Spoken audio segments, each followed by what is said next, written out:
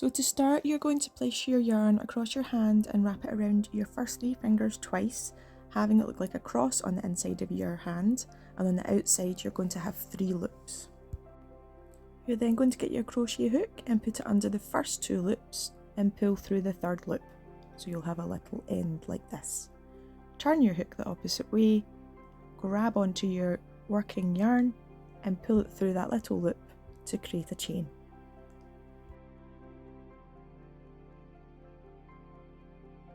You're then going to carry out 5 single crochet, and that is US term for single crochet.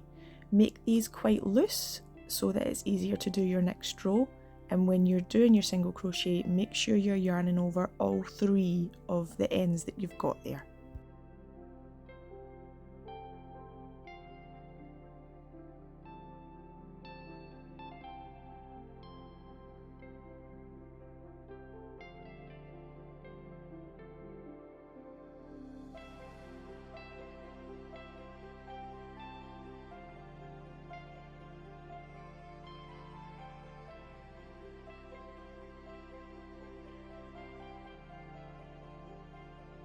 Once you've completed your 5 single crochet, you then need to tighten up your circle.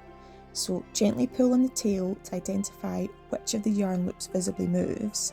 Once you see this, you're then going to want to tighten up this loop by pulling on it to close the circle.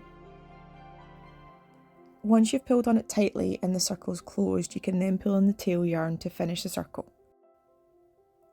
I prefer this double magic circle for these baskets as it makes the hole visible in the middle as small as possible and gives it extra strength so that the base doesn't come apart. To complete this row, you're now going to do an invisible join. So you want to pull up a long loop from your working yarn and then place your hook from back to front under the front and back loop of the first stitch of that round. You're then going to pull through the loop from front to back. Once you've done this, you need to remove your hook from that loop. The next step can be quite tricky depending on how tight you've done your first chain stitch. I'm quite a tight crocheter, so for this step I like to use a smaller crochet hook to get it through the chain stitch easier. Insert your hook through the first chain stitch that you completed on the previous round and pull through a loop.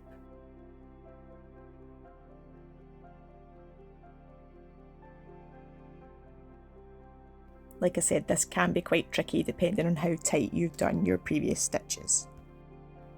Replace the loop that is at the back of the circle back onto your hook so that you have now got 2 loops on your hook. You're going to yarn over your working yarn and pull through both hoops. This stitch is the first stitch of the next round. You are then going to create another single crochet through the exact same space to make 2 single crochets in this one stitch to make your increase. So for the rest of this round, you're going to complete 2 waistcoat stitches in each stitch around the circle so that you're doing an increase in every stitch. So the waistcoat stitch is essentially a single crochet but through the waistcoat part of the stitch, not through the front and back loop, but through the V that you can see in the video. And you're going to do 2 in each round to do your increase so that you have a total of 12 stitches at the end of this round.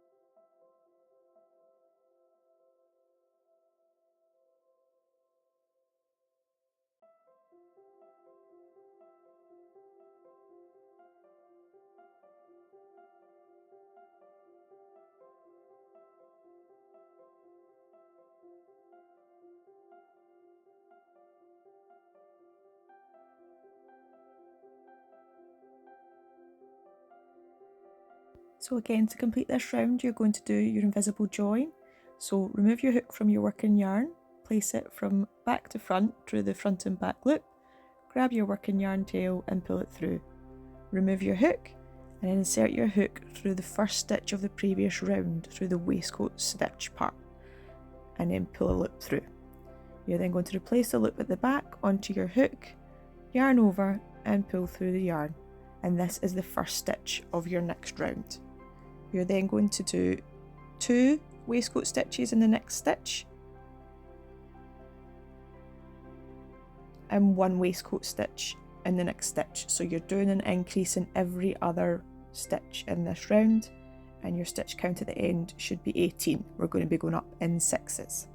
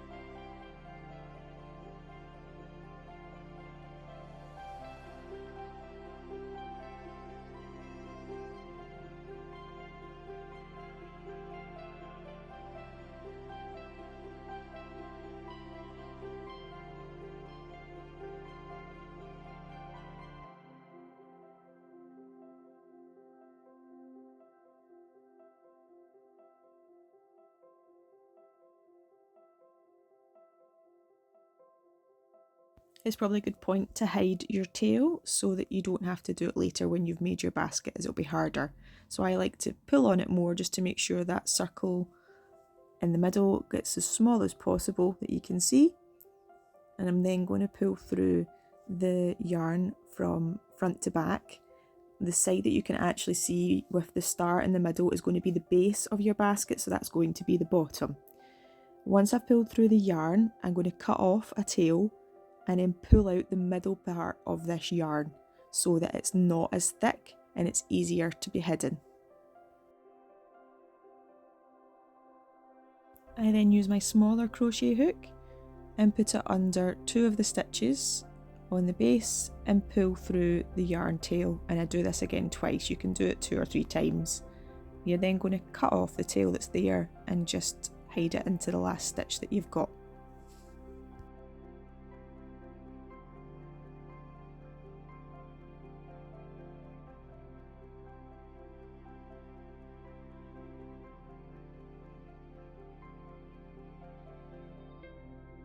So again, to complete this round, you're going to do your invisible join, pull your loop from front to back, remove your hook, and then insert it again through the waistcoat stitch of the first stitch of that round. Pull through your working yarn even, and replace both loops onto the hook, yarn over, and pull through. And again, that's the first stitch of your next round.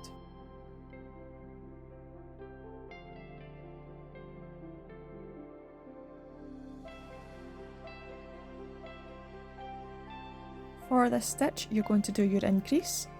I like to do my increases not on top of each other, as your circle will stop looking like a circle. The bigger you get, it will start to be more like a hexagon. You'll have pointy edges.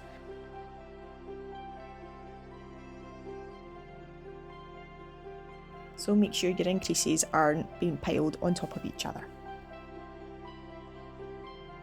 So for this last round, you're going to do your 2 waistcoat stitches increase, and then your next stitch you're going to do 1 waistcoat stitch, your next stitch you're going to do another waistcoat stitch, and then your next stitch you're going to do your increase again. So you're going to do increase, 2 normal stitches, and then increase, and continue that way. And again, your pattern will be going up in 6, so you should have 24 stitches at the end of this round.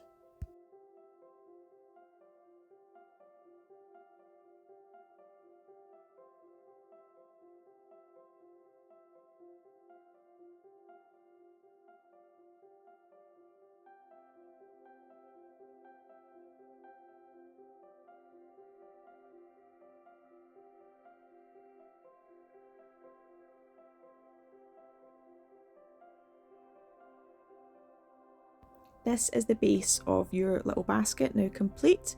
So we're going to do another invisible join, which is a bit different to the last one. You start it off the same by putting your crochet hook through the back and front loop of the first stitch of that round and pull through your loop. You're then going to insert your hook through the loop you've created at the front of your base. Again, I like to use my smaller hook as I find it a little bit easier than using the larger hook.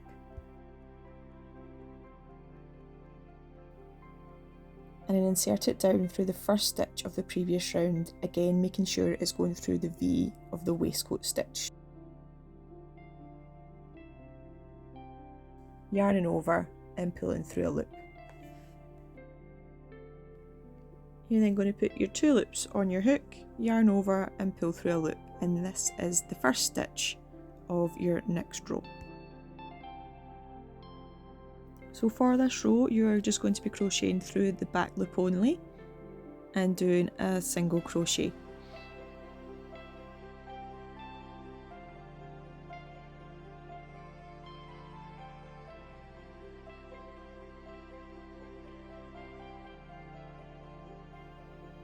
I do like to change this a little bit, so you can either do it that way. I do find this tends to show up little gaps at the bottom when you do it that way. So what I do instead of just doing the back loop is I crochet through the back and the 3rd loop. I feel this gives the bottom part of the basket a tighter base and there's no little gaps visible. But the choice is up to you on how you want to do this. So you're doing single crochets all the way around this row until you get to the other end. What you can start doing as you get further into this row is start to shape the basket up the way.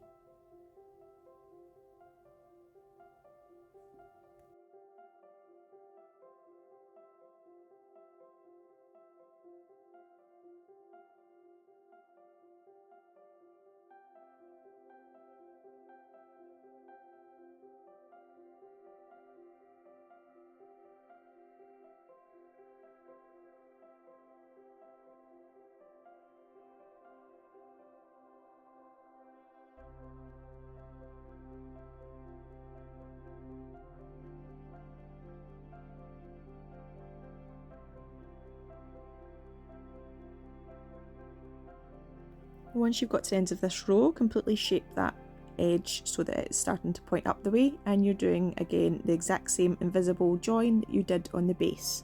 So pulling your yarn through to the back, yarning over and pulling through another loop to the front, putting both yarn loops back on the hook, yarning over and pulling through, and that is the first waistcoat stitch of the next round. This round is 1 waistcoat stitch in every stitch all the way round. Your pattern is now going to be the same until you get to the end of row 11.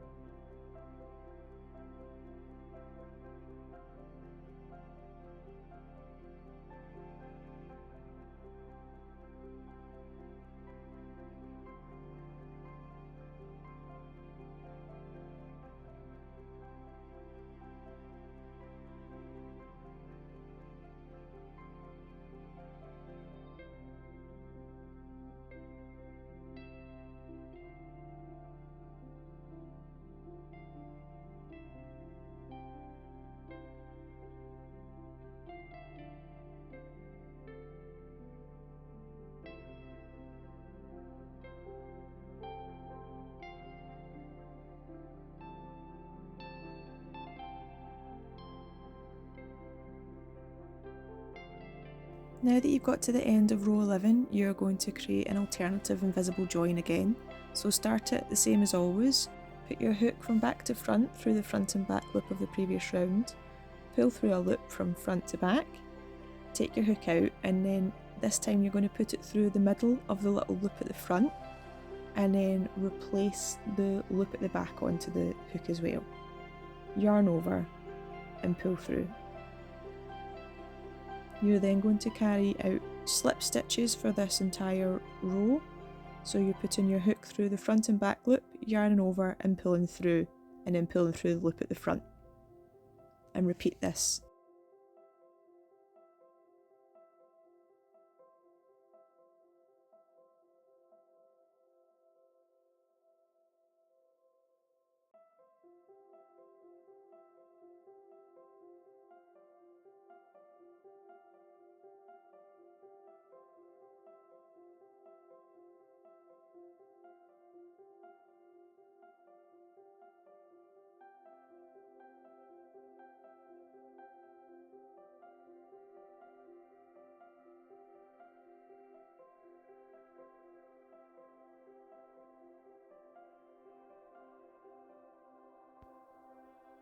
Once you've done your last slip stitch of this round, you're going to cut a longish tail and pull through your tail from the last stitch.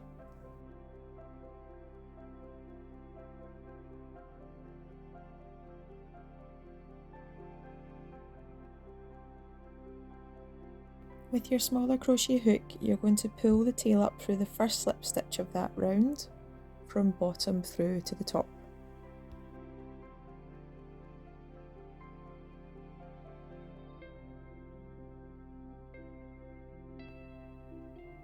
You're then going to insert your hook through the visible front and back loop and the slip stitch from the last stitch of the previous round, grab onto the tail and pull it through all three. This will now give it a seamless finish appearance.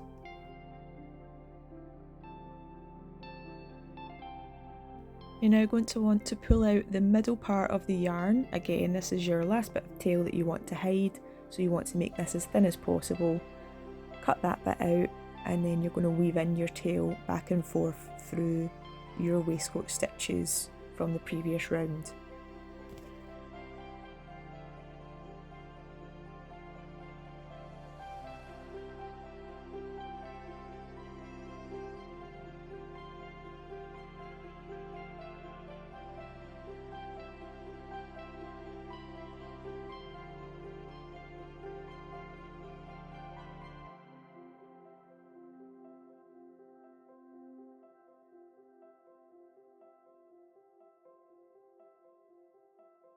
Once you've done this a good few times, cut off the last little bit of tail that's there and push this little bit up into the basket seam to hide it.